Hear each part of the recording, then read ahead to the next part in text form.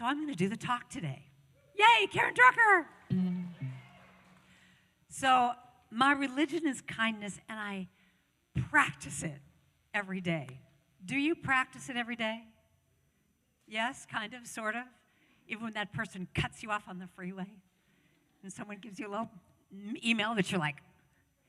So let me ask you a question. To me, it starts with how you start your day. So my question is, how do you start your day?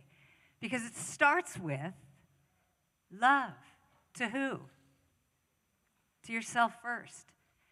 It starts with love. Kindness starts with filling up your cup first with yourself, because then you can give it to other people. So my question to you is, when you woke up this morning, did you go into the bathroom, look in the mirror, and go, oh my God, did you get more beautiful overnight? What is the deal here? Look at this body. Look at you. You're amazing. Did you do that? Or did you look in the mirror and go, oh my God, everything's dropping? It starts off with allowing ourselves to be kind and gentle with ourselves. And you know, during this whole pandemic, what we all have been through, it's been pretty amazing, don't you think? What we've all had to endure and rise up in your bravery and your courage of just making it through. So you know what? If you can do this, what I want you to do right now is acknowledge yourself with a standing ovation to yourself. So I want you to stand up on the count of 3. I want you to give it first to yourself, and then you're going to look around the room, and you're going to give a standing ovation. I would actually love to bring all of you up on stage to do this, but you can't. So on the count of 3, I want you to give yourselves your own standing ovation to yourself, and then look around and give it to somebody else. So 1, 2, 3, go. Look around. Look around. Come on, what we've been through? You're here, you're breathing. Louder, bigger.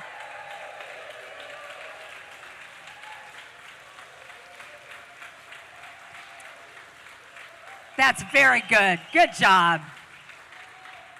Could you imagine every morning doing that to yourself? You go to the mirror and go, look at you, yay!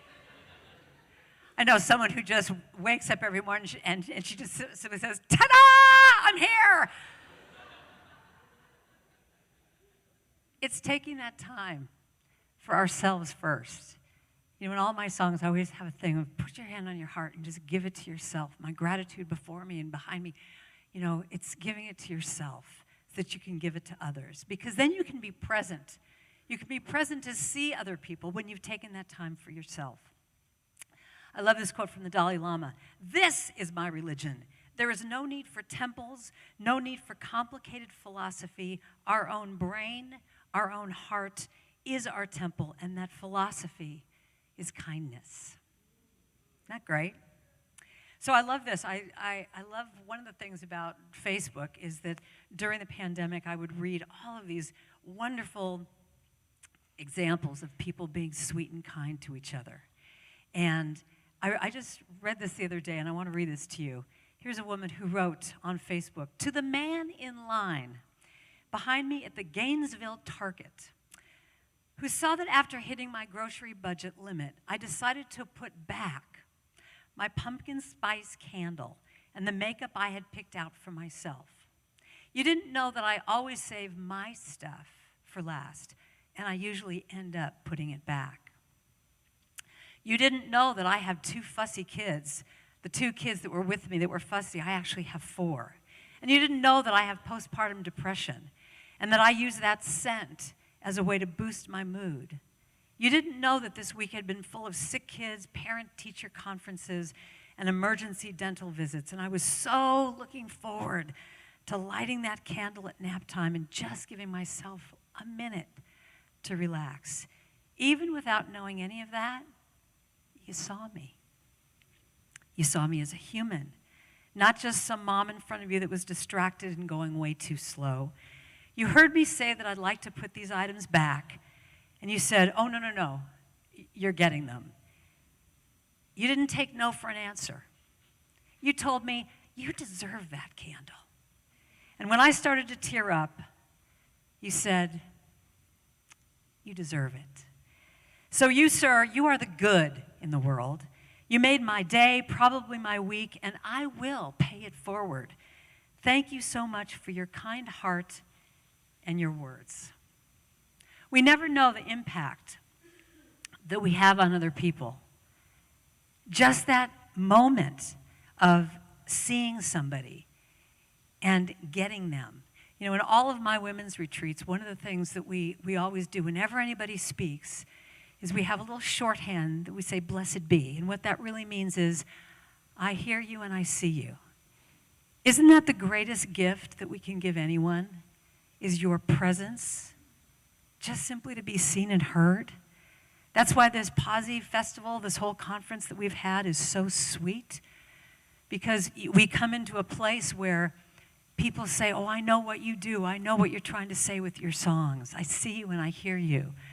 And people get up on stage and they share their heart. They're seen and heard. We need to have more tribes like that. We need to have more people in our lives that just, with whatever you're going through, you are seen and you are heard. So I was on a Southwest Airlines flight recently, and the flight attendant gets on the intercom and she goes, all right, everybody put your window shades down. And we're all going, oh my God, what's happening? She said, put your window shades down and put your call light button on. And, you know, now all these people who are with, you know, they're just reading their books, they're asleep. All of a sudden, everyone's at attention. We think some major thing is going to happen. So we all do it. And now everyone's listening. And she has this little old man come up. And she goes, this is Ernie. It's his 95th birthday, and we're all going to sing happy birthday to him. You know, and Ernie's kind of sitting there going like this. He's like, we're singing. He's 95 years old, for God's sakes. We're singing happy birthday to him. And what's going to happen, I want you to turn your call light button off now, but when I tell you, you're going to turn it on, and those are the candles he's going to blow out. Ready? Go. Happy birthday to... And she starts singing the song, and now, you know, it's a plane. So the people up here are going, happy birthday, and these people are going, you know, 3 beats behind. Everyone's in the wrong key. People aren't singing right. I mean, but you know what happened? Everybody was singing. And they're singing in the wrong key, and we're not even in the same place. But what happened was exactly what is happening right now, is it was connectedness. That everybody looked around, and they were smiling at each other. And we're all singing to Ernie, who's up there just going. And then at the end, and then she said, okay, call lights on, and everyone did this, and she instructed them to just go, and everyone had to take their, you know, blow out their candles. And then after that, it was a big round of applause. And then what happened after that? They gave him a crown of those little swizzle sticks. So now he puts a crown of swizzle sticks on him. And you know how everyone always, when they're on a plane, like even if you're in the back, whatever, you're just trying to get off the plane. Everybody took their time and went by Ernie and said, happy birthday, Ernie. And no one cared how long it took. Everybody stopped by and said hello to Ernie. And he was just all teared up. But then what happened was, we're all at baggage claim. And instead of a group of people all immediately checking their texts and everybody was talking to each other and connecting and going, hi, how are you? Where are you from? And it was just this big old love fest because of Ernie. So that's one of the things that I think is so important, is that we, instead of going down and checking all of our little texts and stuff like that, that we allow ourselves to look at other people, to put our gaze up and see people, because once again, we never know what they're going through. I mean, how many of us, when you're going through life and you could have something really awful happen, you know, you could have just got diagnosed with a bad thing, or, you know, or your family member is sick or whatever, and someone says, how are you? And you go, I'm fine. And you know why we do that? Because we're always so afraid of taking time, that we're going to take the time from someone. You know, like we're all on this clock that we got to keep going and going. So we just go, oh, I'm fine. And you put that smile on and you move on. But one of the things I love about a place like this, and also what I try and create in all my retreats, is a place where we could say, you know, I'm really sad today. And the person hearing that is not going to automatically think, oh my God, if I ask her really how she is now, I'm engaged for half an hour and I don't have the time. That we have a shorthand that you just say, I see you and I hear you, period. So wouldn't that be lovely if you could actually really tell people how you're doing? And they just say, I see you and I hear you. My heart is with you, whatever it is. That we can just be that honest to be able to say how we're feeling. Because that's what connectedness is. You know, we're all going through so much stuff. But when we can take the time to connect and see, you know, even like at Starbucks, my personal church, it's taking the time when the little barista gives me my little latte that, you know, I started years ago doing this thing of just spending that millisecond more of just saying, how are you? And really looking, you know, and a lot of times what I find when I do that is they kind of go, oh, I'm fine. Like they're so used to no one really just, thanks so much, you know, and they take their coffee. To really just actually look at them. And I'm not talking about that woo-woo thing of just like, you know, you look at them, you gaze at them like this, and then they get uncomfortable, and you're going like, the meanness of me sees the you-ness of you, and we're connected and we're bonded. It's beautiful, you know, that they just kind of go, ew. I'm just talking about, how are you? I'm fine. Do you ever notice that on the phone, too, if you're calling one of those companies, and you actually really just say, oh, Cindy, how are you today? And they always kind of go, oh, you know, you're paying attention to me. You know, it's that extra moment. It's the moment. I have another Southwest flight thing I've got to tell you about. So I'm on the Southwest flight, and I'm in the coveted A position, and I'm standing there, and I'm looking around, and everyone else is in their phones. They're all texting, but their heads are down. But I see this man come up with this elderly woman, and it looks like it's his mother. And it looks like she might have a little dementia or something going on. And I could see the worry on his face, because I've been there before with my parents. I see the worry on his face, and he brings his mother up to the gate, and he kind of gives her over to the attendant there. And as he's walking away, I can just feel, because I'm looking, I'm just being present, I'm just looking and feeling stuff. And I can feel his nervousness, his anxiousness, because he's walking away and he keeps looking back to make sure she's okay. And at one of those times he looked back, I caught his eye, and I just said, I'll watch her. I got her. And in that moment, just that little thing, you know, I'll watch her. He just went, thank you. So he walks on, take our flight. I'm going up at the end. We get to LA or wherever I was going. And I'm walking, I always want to call it a gangplank. What is it called? A jetway. Walking up the jetway. And here's this woman at the top of the thing, and she's looking confused, like, I don't know where to go. And because obviously whoever was meeting her couldn't go past security, so she's standing there kind of like this, and I come up to her, and I say, hi, I'm Karen, I'll take you to whoever, you know, your person is. And she looks at me and she goes, oh, Karen, you look fabulous. Have you lost weight? Like, thanks so much. No, I haven't, thanks so much. So now I take her to her person, and the same thing is happening on that end. That the guy is, you know, I guess it's probably the brother, kind of doing one of these things, like, where is she, where is she? And I kind of do a thing of, you know, I got her. And so I, you know, sort of deliver her, and I introduce myself, and she goes, oh, and you're going to spend the weekend with us, right? And the brother looks at me like, who the hell are you? Get away. But what I realize is that it's the smallest moments. It's the smallest moments that make that difference. You know, because that opened my heart for the rest of the day. That little teeny act, and I'm not saying this to go, oh, Karen, you're such a nice person. It's because it's actually pretty selfish. Because for me, when I do things like that and I'm present and I can see I can give my gift out to somebody and just spread that little teeny bit of light to that person, I shine a little brighter. I shine a little brighter. You know, I have, and it even just goes, even when you think about just even in the smallest things, the closest people to you. I have these friends, Jerry and Diane, and Jerry would have this habit every morning of making his bagel, cut the bagel, and then have all these bagel seeds all over the counter. So Diane, his wife, said, Jerry, can you just do me a favor? And in the morning, when I get up to get my coffee, can you just sweep the bagel crumbs so it's not all over the kitchen? That's all I'm asking of you. After 50 years of marriage, just move the bagel crumbs. And every morning, he wouldn't remember. And every morning, she'd wind up she'd start her day mad at Jerry with the bagel crumbs. So one morning she comes in, same reaction. She sees the bagel crumbs, like, why can't you do it? And she starts to have her day like this, and she starts sweeping it up. And in that moment, and this is what I love about transformation can be like that. Some issue you've been carrying forever can be like, in that moment, it's gone.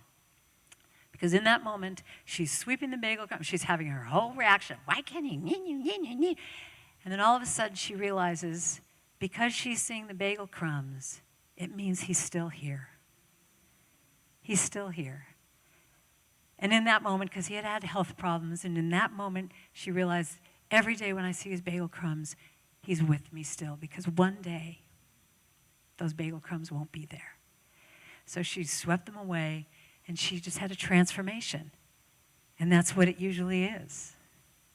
So the one thing about being kind, I want to just make this point, that when you put yourself out like this, it's very vulnerable. Yes? Because you never know how you're going to be received. But to me, that's the choice that we make every morning. How do I want to be in this world? Do I want to shield myself and be safe? Or do I want to open my heart, even if it might not be always seen and heard? What's my choice? And I just love today, I didn't know that the daily word was going to be kindness. I love how things line up. That it's like, it's a choice of being kind. It's a choice of seeing people. But it's vulnerable. But I'd rather be vulnerable than hidden. I'd rather open my heart than close it. I'd rather try and embrace people that don't feel the way that I do or have different opinions than have that idea in my mind that you're different than me. I would like to be open on all levels and opening up my heart. That's why every morning it's just this process of putting my hand on my heart. What does my heart have to say today? What can I give today? Who do I want to be today? And then just opening. So one of my favorite stories I'll leave you with is there was a man that sat down to have lunch. And he was just having his lunch, and this elderly woman came in and sat in the booth next to him. And she was all coiffed, and had a little carnation on her little pink suit. And in that moment, his instinct, just right like that, his instinct was to go over and say something to her. To say that she looked nice. But there was some part of him that just felt like, should I do this? Should I, just this kind of vulnerable back and forth. And in that moment, he was about to get up, and all of a sudden, her grandkids came running in, and the whole family, and everyone, it was just like this big party. And he just said, okay, forget it, I won't do it. So he ate his lunch. And he was sitting there, and he was listening to them. And when he finished his lunch, he got up and he started to walk out. And in that moment, he felt like God just kind of did this to him and said, no, go back. And it's that intuition that we need to listen to, because that's usually God giving us a little shoulder tap going, no, this person might need something. And so he gets that little shoulder tap, and he's kind of going, I don't really want to do this. But he went back in the midst of all these people at this table, and he goes, excuse me, I don't mean to, I don't want to interrupt your lunch. But he bent down to the woman, and he said, I hope this doesn't embarrass you, but I just needed to say this to you. He said, the dress you're wearing today is so beautiful, and it matches the color of your eyes. And I just wanted to say, you're just great, and you look so beautiful. And he said, sorry, thanks for sharing. And he started to walk away, and she goes, no, come back. She said, I know you. And he said, oh, no, you don't know me. We've never met. And she said, yes, I do know you. She said, today is the 1-year anniversary of my husband of 70 years dying. And this is my family celebrating with me that I made it through this year. And what you said to me is exactly what he would have said to me. So you never know. You never know. And it doesn't even have to be this thing that's right in front of you. I mean, I was in Costco in the toilet section. I mean, buying a toilet paper. And my mother had just died. And I just, and that's what grief is. Like, you never know when it's going to come. And I remember standing there thinking about what toilet paper to buy. And all of a sudden the wave came and I just started crying. And I put my head down. I didn't want anyone to see me. And I just started crying. And someone came up and they just put their hand on my shoulder. Just put their hand on my shoulder for that minute that I was crying. And when I kind of got it together and looked up, there was no one there. Someone just walked by and felt me. And God said, just give her a little love. So we never know, do we? We never know what anyone's going through. So just to be open, to show loving kindness to someone, so you can noodle. So I'll end with this little chant. It starts with you. May I be filled with loving kindness. May I be well. May I be peaceful and at ease. And may I be happy. So that's for you. Sing that with me. May I be filled with loving kindness.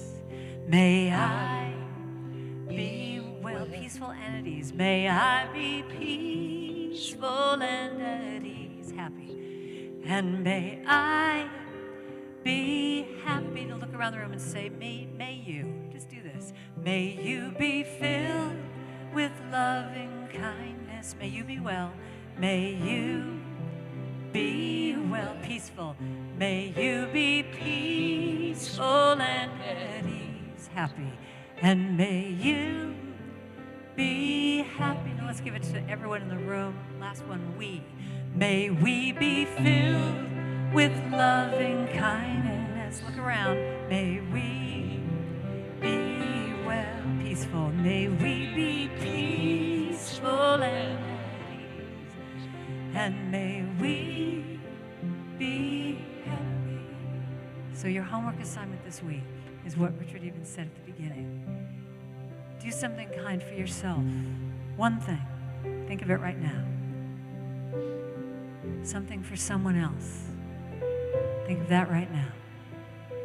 And something for the world, for this church, for your community.